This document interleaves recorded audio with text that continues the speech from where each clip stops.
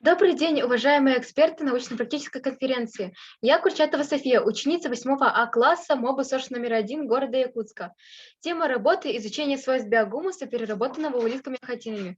При содержании улиток-ахатин в домашних условиях используется почва для создания среды обитания. Мы пришли к этой идее, когда в контейнере с улитками обнаружили проросшие семена перца. Это подтолкнуло мысль. Учитывая то, что улитки действуют по принципу дождевых червей, то почему бы не использовать их в создании гумуса? Цель работы – изучить свойства биогумуса, созданного улитками-ахатинами. Гипотеза.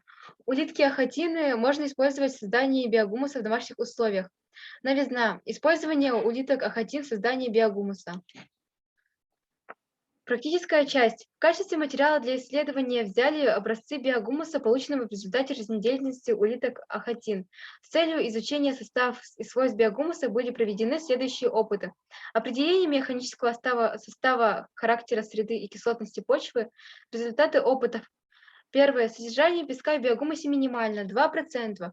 Почва умеренно влажная, оставляет след на фильтровальной бумаге. Хлорид, сульфат, ионы не обнаружены.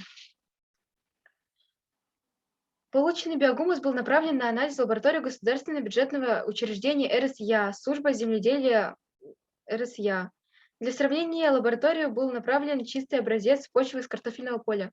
По данным в сравнительной таблице можно сделать вывод о том, что переработанная ахатинами почва имеет высокие показатели по содержанию азота и обмена калия, что более богатая азотом калием почву из-под ахатин можно использовать в качестве удобрения. С целью изучения влияния биогумуса, обогащенного муцином улиток, на выращивание растений провели посадку семян и наблюдали за их ростом. В улиточный биогумус и обычную почву были высажены семена мака, колостебельного, томата и хризантемы Crazy Daisy. Условия температуры полив одинаковые. Результаты.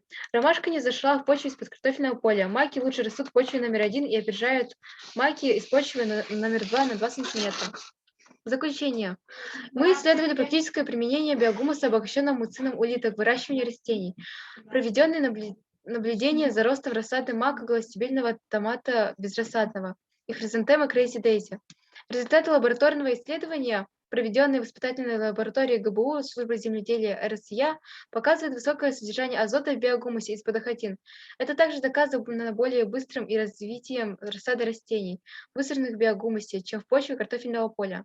Таким образом, гипотеза о создании улиток ахатинов полезного биогумуса подтверждается. Можно рекомендовать биогумус, полученный с участием ахатин, в качестве удобрения при выращивании рассады комнатных и культурных растений в домашних условиях. Спасибо за внимание.